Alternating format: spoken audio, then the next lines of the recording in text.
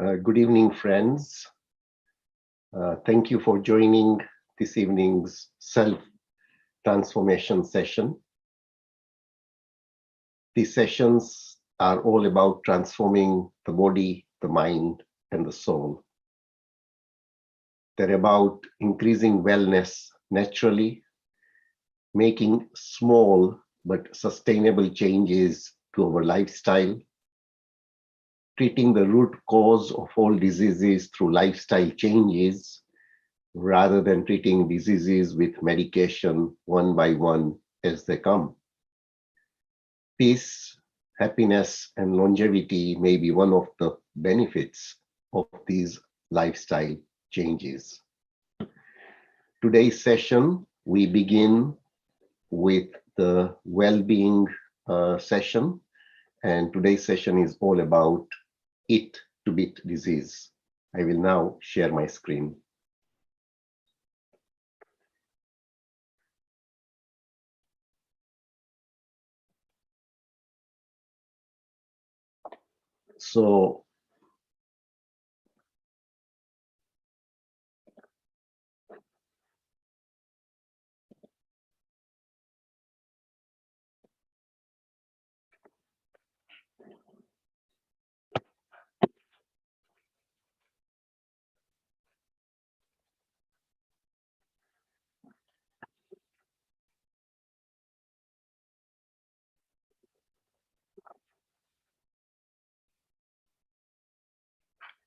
So we've started the series on the 8 pillars of wellness and longevity. Last week, we looked at fasting is the best medicine. Today, we look at Eat to Beat Disease. So the first question is food our fuel or something else? A lot of people think that food is our fuel. But what we forget is that it is also the raw material with which every single cell of our body is made of. It doesn't make sense to think that what we eat is not going to impact our health. It does so, and also profoundly. So the food we eat should contribute to health and healing rather than to disease. When you have a diet and lifestyle-induced disease, what you put in your mouth can serve either as gasoline or water on the fire. When you eat unhealthy foods, you're putting gasoline on the fire. And when you eat healthy plant-based foods, it can serve as water on the fire. These are decisions that each of us really need to make for ourselves. There is nobody that can eat or exercise for you. You are the captain of your own ship, and you have a responsibility to take care of your body. So what do the world's longest lived people, the centenarians, what do they eat? What is the blue zone diet? The first principle is 95% of their food comes from a plant.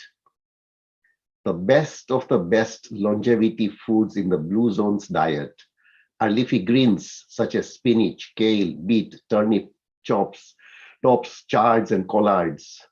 50 to 80% of their calories come from carbohydrates.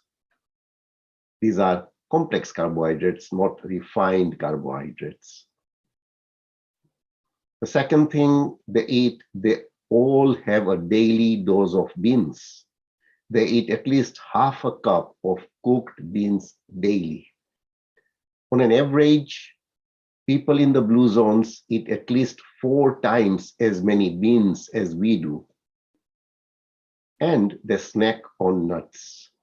They eat 2 handfuls per day. Nut eaters, on an average, outlive non-nut eaters by 2 to 3 years. So let's see an example. So what is the power of a plant-based diet? Let's look at the life of Frances Greger, the grandmother of Dr. Michael Greger. With end-stage heart disease and after multiple bypass operations, Frances was sent home in a wheelchair to die at the age of 65. She already had multiple bypass operations. The cardiologist said, there is no more plumbing left in your body to do any further bypass operations. So unfortunately, there's nothing more we can do. You have to go home and wait to die. She then went and admitted herself to one of the Pritikin centers in US. She went on a plant-based diet and exercise, and the miracle happened. Within 3 weeks, Frances no longer required a wheelchair. She could then walk 10 miles per day. She lived a further 31 years on plant-based nutrition. And that is why Neil Bernard, the president of the Physicians Committee, says, if you change your diet to a plant-based diet and do it very vigorously, you have enormous power. You can reverse heart disease, you can prevent it. So what does he say? A plant-based diet is a powerful tool for preventing, managing, and even reversing type 2 diabetes. Not only is this the most delicious prescription you can imagine, but it's also easy to follow.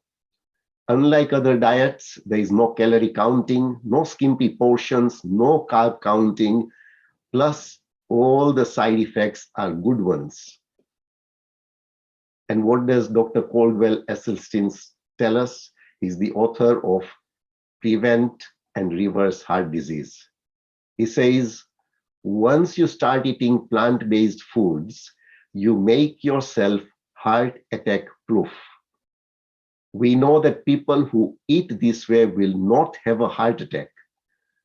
This statement is so significant because heart disease is the #1 killer disease in the world. And what he says is, he gives this guarantee, if you start eating plant-based, whole food plant-based foods, you will not have a heart attack.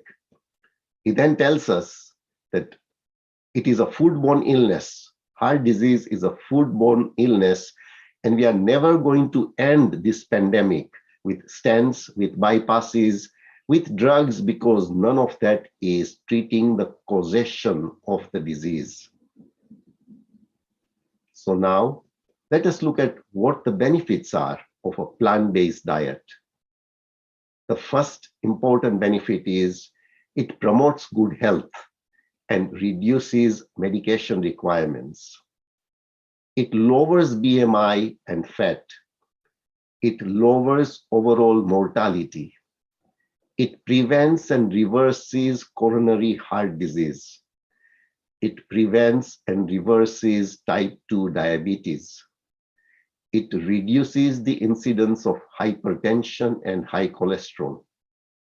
It improves symptoms from chronic illnesses such as gout, rheumatoid arthritis, and multiple sclerosis. It boosts immunity, and it also prevents autoimmune diseases. It also prevents many cancers. A team of researchers at Loma Linda University in the US did a research, and they said vegetarian men live on an average 10 years longer than non-vegetarian men, 83 years compared to 73 years. So in a nutshell, what is a whole food plant-based diet? It is minimizing or giving up animal products, dairy, processed foods, sugar, and oil, because oil is also a processed food. And what do we maximize, or what do we eat? We eat fruit, we eat vegetables, we eat whole grains, we eat pulses, and we eat nuts and seeds. So what does T. Tolling Campbell, the author of the China study, tell us? He says whole plant-based foods prevent disease across the board. What is good for your heart is also good for your brain, your liver, your kidneys, and nervous system. Nutrients from animal products promote cancer growth, whereas nutrients from plant foods decrease cancer growth. So the other thing that we need to be mindful of is maximum is 80%. Stop eating when you are 80% full. Okinawans practice Hara Hachibu, a Confucian mantra that loosely translates to belly 80% full. The healthiest people in the world don't eat until they are uncomfortably full. Rather, they stop eating when they are about 80% full. It sounds simple, but it can take some practice to stop eating at the point of satisfaction when you're used to eating until you are stuffed. The best way to do this is to adopt mindful eating practices. Eat your meals at the table with all the devices turned off. Take your time at your meals and chew your food thoroughly. The stomach does not have teeth. Teeth are meant to chew your food. Above all, stay patient. With time, it's possible to train your body to stop eating when you are 80% full. The second principle is eat your smallest meal later in the day. Have you heard the saying, eat breakfast like a king, lunch like a prince, and dinner like a pauper? But people in the blue zones tend to follow this dining pattern and may be healthier for it. Indeed, large observational studies have linked large evening meals and nighttime snacking with increased risk for obesity, metabolic syndrome, and other related health conditions. Ready to give it a try? Start by avoiding snacks after dinner. Once your appetite adjusts, you can work towards eating a larger meal during the day and smaller ones at night. So some food for thought. Once you start eating plant-based foods, you make yourself heart attack proof. The longest lived people eat a plant-based diet.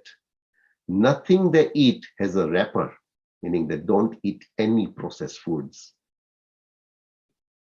The question we need to ask ourselves is, are we feeding health or are we fueling disease? And finally, if it is from a plant, eat it. If it is made in a plant, skip it. Food turns genes on or off. Thank you. That was the second pillar, eat to beat disease. Next week, we will take the third pillar, which is meditation, the longevity pill. I hand over to Vijay, who will now take the session of the health, one of the health benefits of meditation.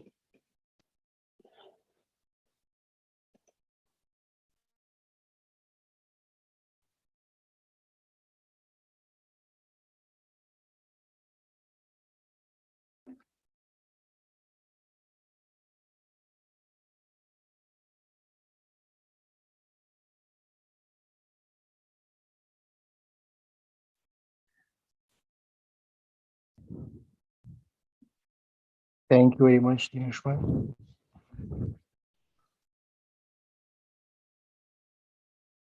As Dineshwar has mentioned about stop eating when we are 80% full.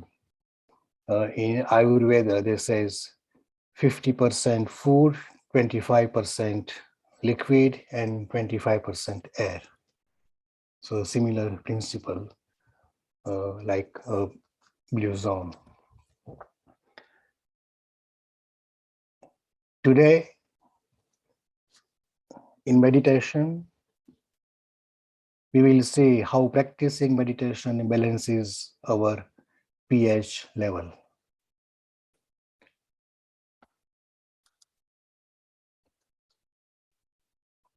This is our disclaimer.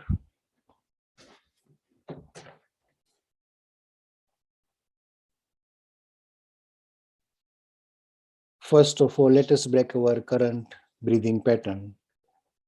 And as we know that when we actually break our breathing pattern, those spying 175 neurons in our brainstem, they inform brain's control center that the situation has been changed.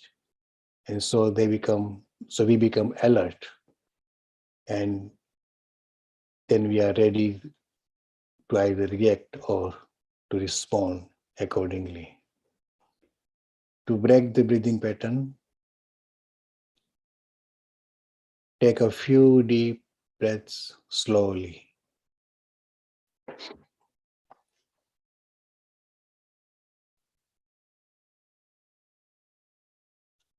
pH level. In our body, we have acids and bases. The pH level is a scale from 0 to 14 to measure the levels of acids and bases. If you are conscious and functioning around in general health, your pH level would be 7.4. If this level drops to 6.9 or rises beyond 7.8, it becomes incompatible with the life one is dead. Our body rigorously maintains this optimal level of 7.4. Even if you drink alkaline water with 8 or 9 pH, the hydrochloric acid in the stomach turns it to 7.4 before blood absorbs it. Now, breathing is the fast controller of the body's pH level through either retention or elimination of carbon dioxide, CO2. When you breathe fast, which would be shallow too, you exhale more carbon dioxide quickly. Carbon dioxide is acidic. So when more carbon dioxide is exhaled, your pH level increases. That means your body becomes more alkaline. And simultaneously, when you breathe fast and shallow, even though you inhale more oxygen, less oxygen is released to cells because of the lower level of carbon dioxide in the blood. Normally, we think that we must have or we should have more oxygen, but without the presence of carbon dioxide in our bloodstream, oxygen cannot be released to cells and tissues. Less oxygen means lower metabolism. Metabolism is the process where cell converts nutrition into energy through various chemical reactions. Metabolism produces acids. Lower metabolism produces less acid. And again, this raises the already alkaline state of body, and our pH level becomes imbalanced. But if you breathe slowly, that breathing will also be deep. Your cells will get more oxygen due to higher level of carbon dioxide in blood, because the duration of carbon dioxide in blood will be longer as we breathe in slowly and also breathe out slowly. There will be more carbon dioxide in our blood. The duration of exhalation will also be longer during slow and deep breathing, which will get rid of acidic carbon dioxide. So our cells will get more oxygen and our body will not become acidic too. Hence, the balanced pH level without the need of alkaline water systems. Few weeks back, Dinesh Bhai actually showed us how these alkaline water systems are not required for our health, because whatever pH level water you drink, it turns into 7.4, and otherwise blood will not absorb that liquid or water. And when we breathe slower and deep, which makes us able to tolerate more carbon dioxide, our chemoreceptors in the brainstem that sense the level of carbon dioxide, oxygen, and pH level reset themselves to tolerate the higher level of carbon dioxide. Slow and deep breathing raises the carbon dioxide level in blood because of the less inhalations and exhalations per minute, which nudges the pH level back to a less alkaline state. So this is the process. Breathe slow and deep. More carbon dioxide in blood releases more oxygen to cells. Then more oxygen means more metabolism. Metabolism produces acid, so body becomes less alkaline. Long exhalations removes more carbon dioxide, which is acidic, so body becomes less acidic. Hence, it stops body to become more acidic or more alkaline. And through slow and deep breathing, body balances the level of pH. As the blood's pH level balances, the parasympathetic nervous system calms us by stimulating the vagus nerve to secrete acetylcholine, a neurotransmitter that contracts smooth muscles, dilates or expands blood vessels, and increases bodily secretions and slows heart rate. All this happens because of meditation. Meditation slows down your breathing. As we know, meditation means to be in the present, in here and in now, focusing on a singular point. By focusing on a singular point, meditation balances pH level. Meditation balances pH level, increases vagus nerve tone, helps maintaining the length of telomeres that protects the DNA, results in non-judging awareness, positively affects brain's networks, enhances positivity during pregnancy, increases quality sleep.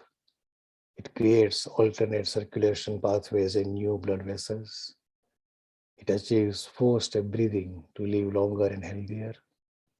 It trains 175 neurons in pre-board C in brainstem to adapt the watch and wait policy. It teaches to respond and not to react. It controls the release of hormones. All these benefits can be achieved just by meditating. That will slow down our breathing.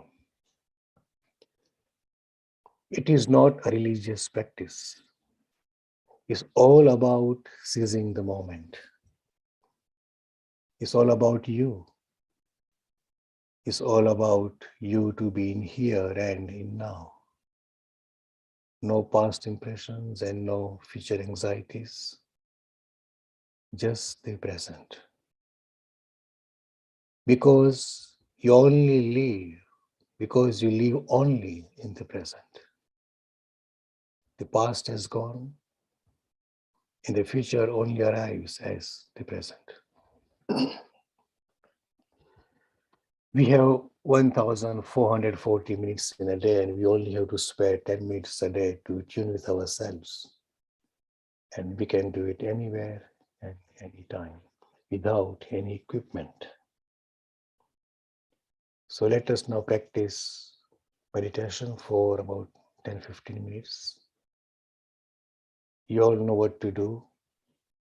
Sit or lie in a comfortable position, close your eyes, interlock your fingers, focus your mind at your nostrils when you breathe in and breathe out.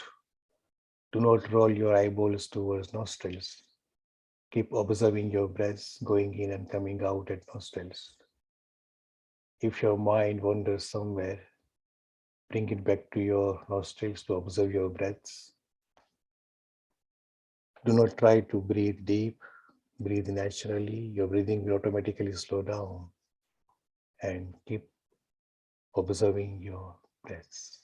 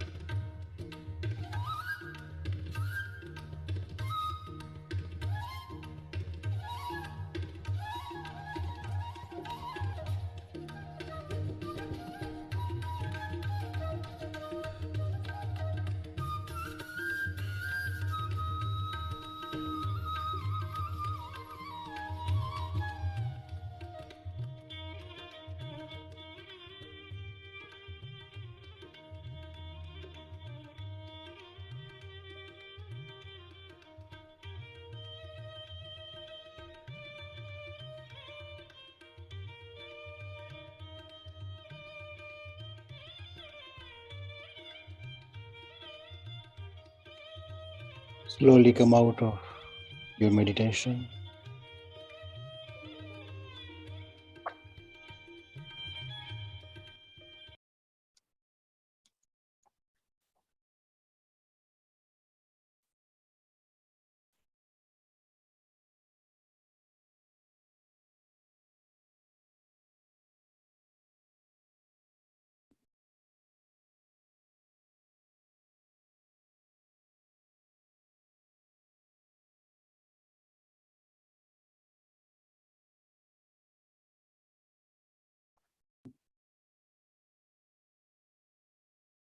In today's wisdom sharing, we will read from Sakshi Gita. Reinventing is unspiritual. What does it mean? There is nothing wrong with you. There is nothing wrong with the world. You are what you are. The world is what it is. All concepts and beliefs are in your mind, in your perceptions of yourself. Negative perceptions about yourself drains your energy away. And positive perceptions about yourself retains your energy. There is also another way to perceive yourself and the world around. The way of witnessing the existence. That is not to have any negative or positive perception about you and the existence around you. Because you are the absolute. And so is all this.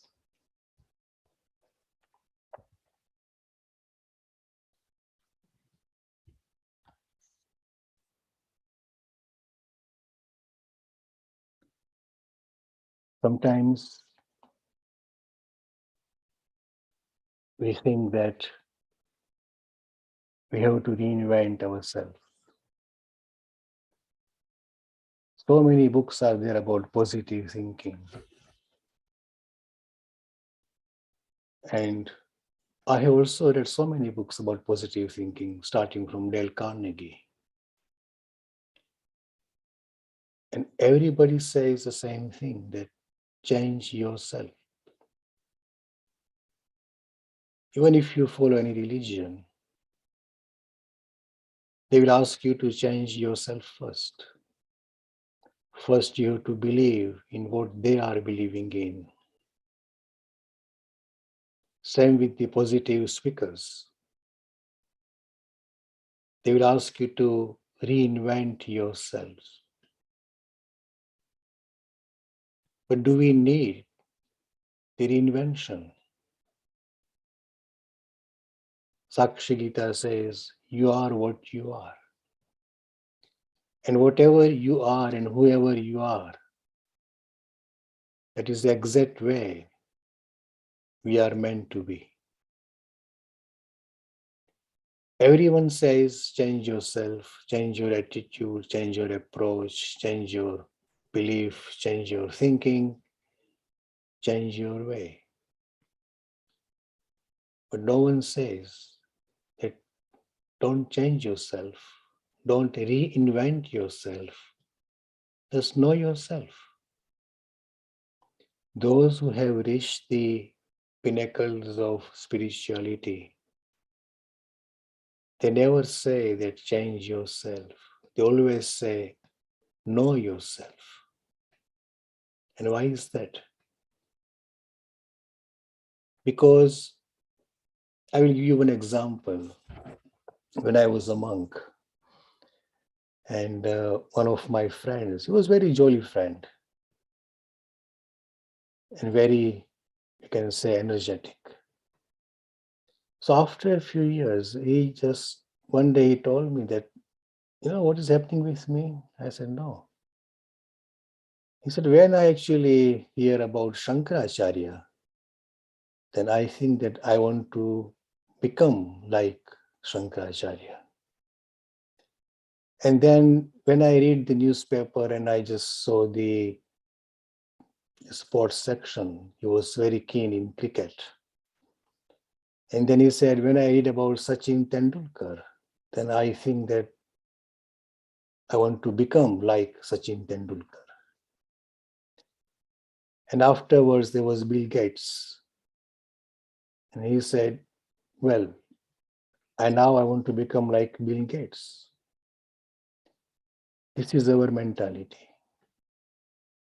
Whenever we see something higher than us, or when we feel that somebody is higher than us, superior to us, we want to become like that superior person.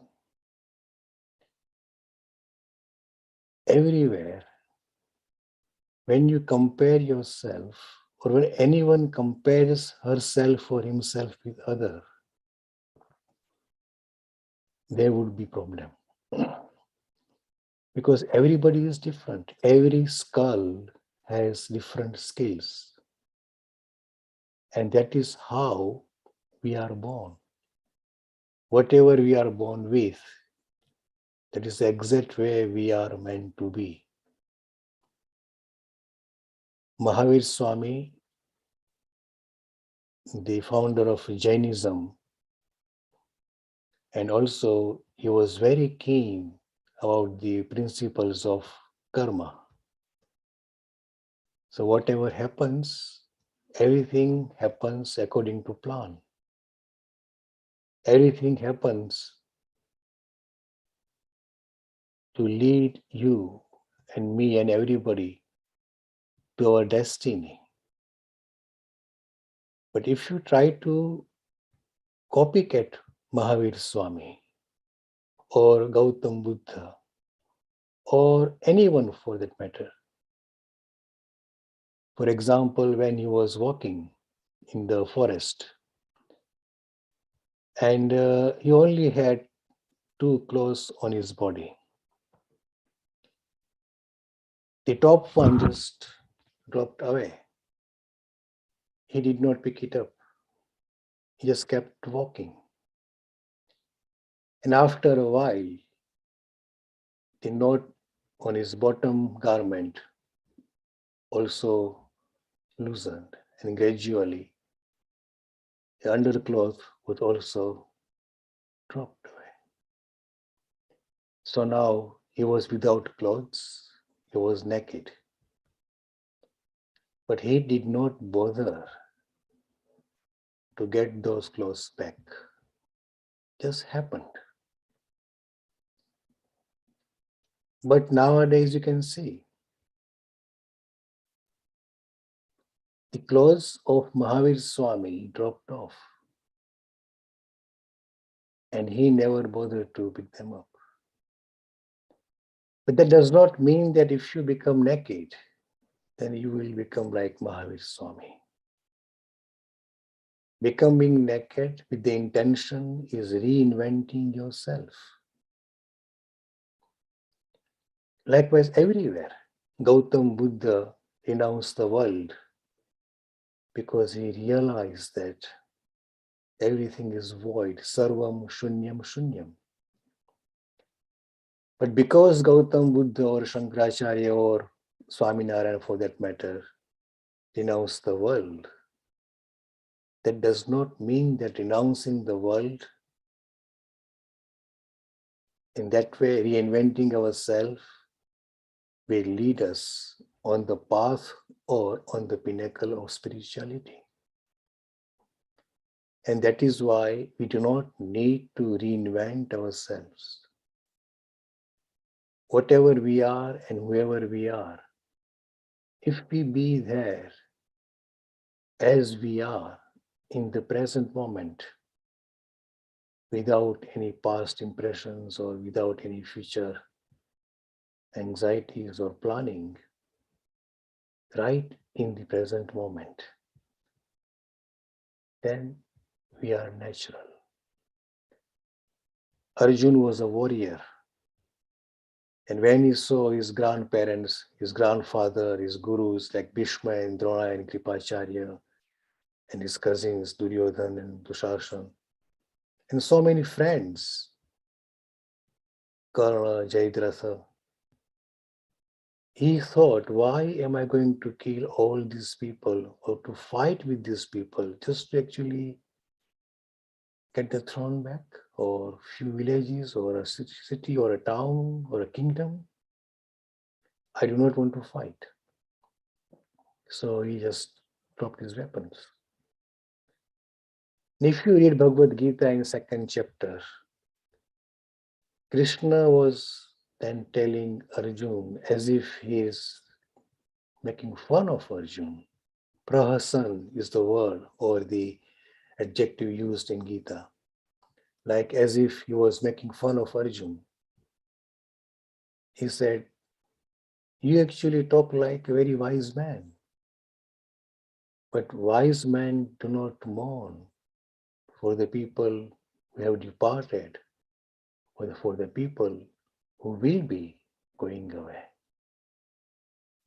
And he said that no matter whatever you do, Arjun, Prakrutim Yanti Bhutani, all the living beings, they follow their nature. So when we try to reinvent ourselves, we forget one thing. The nature we are born with is not going to go away. Rather than diverting the nature, we have to convert ourselves into meditators. So whatever we do, whether we eat something, we drink something, we are walking, we are sitting, we are talking, we are sleeping, we are reading, anything we do, we are working, there is no good and there is no bad. Even if you are having sex, it can also become meditation. Stay in the present moment. And that moment transforms ourselves.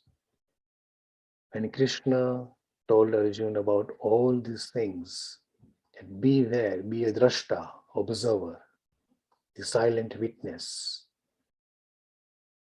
because Krishna knew that by changing your beliefs or opinions or approaches or attitudes or ways, it's like suppressing a spring, and one day it will bounce back with so much pressure, so much force.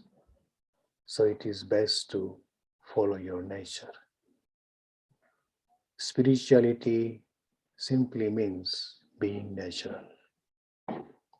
This was from Sakshi Gita. Thank you very much for listening. And please do share your wisdom if you want to. Unmute yourself. Thank you.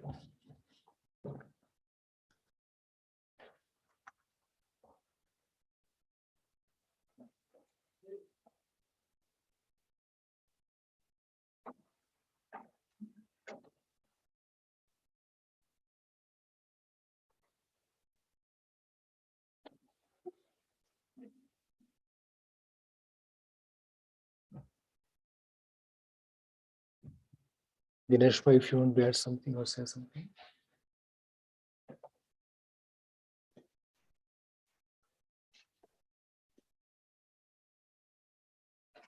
So, very, very well narrated.